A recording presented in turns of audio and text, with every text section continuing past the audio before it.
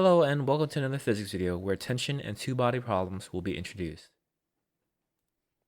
As you may know, if an object is stationary on a surface, it has two forces acting on it, normal force and force of gravity, that are equal in opposite directions. What if we change it up a little bit and say the object is hanging from a cord rather than sitting on a surface? Well, the force of gravity is still there, but since it has no contact with the ground, normal force isn't present. However, the cord is exerting an upward force that keeps it stationary, and this particular force is called tension. Tension is when a cord is attached to a body and pulled taut. The cord pulls on the body with a force T away from the object. Now, the reason we're also introducing tension as a force is because we're going to tackle two-body problems. Let's take a look at this problem. Below is a pulley system where the mass of block B is much greater than block A. If block A sits on a frictionless surface, what is the acceleration of the system? There are a few things to consider about this problem. First, no numbers are provided to describe any variable. In this case, the acceleration is going to be represented by an expression rather than magnitude and direction. Second, the acceleration we are trying to solve for will represent both objects as they're connected by a cord. Since B has a much greater mass, block B will drop, causing block A to slide to the right. Because the two objects move in this manner, we're going to call this path the positive direction.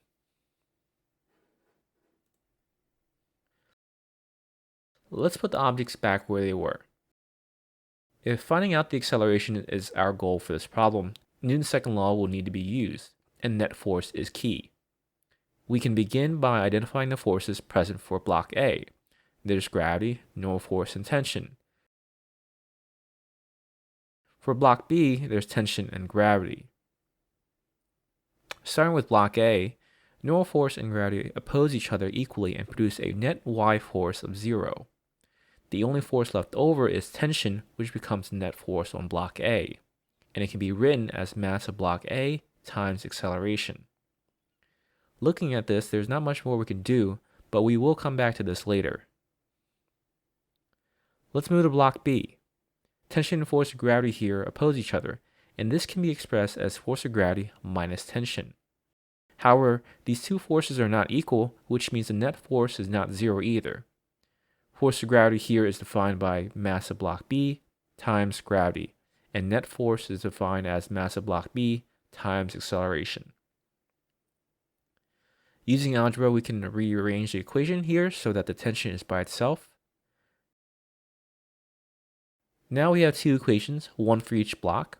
Notice that they share a couple common variables, tension and acceleration.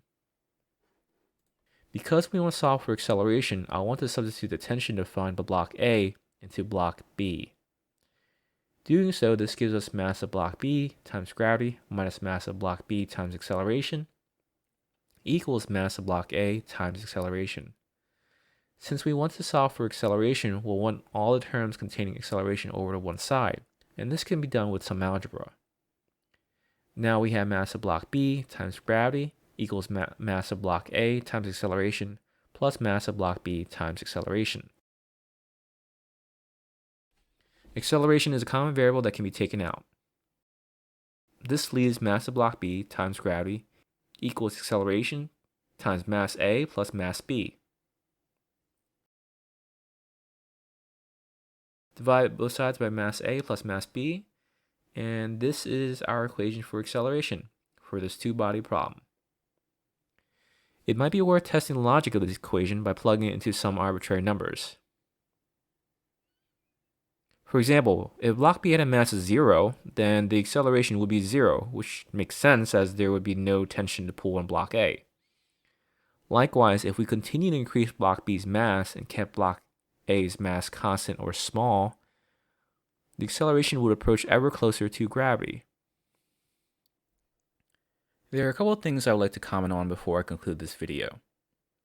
These types of physics problems are challenging as they are asking you to derive equations that represent the motion of objects. Second, be aware that this approach in solving the problem is not the only way. Lastly, if you ever want to test your final equation to see if it makes sense, plug some numbers in and see if it accurately reflects what would happen in real life. Hope you found this video to be helpful, and thanks for watching.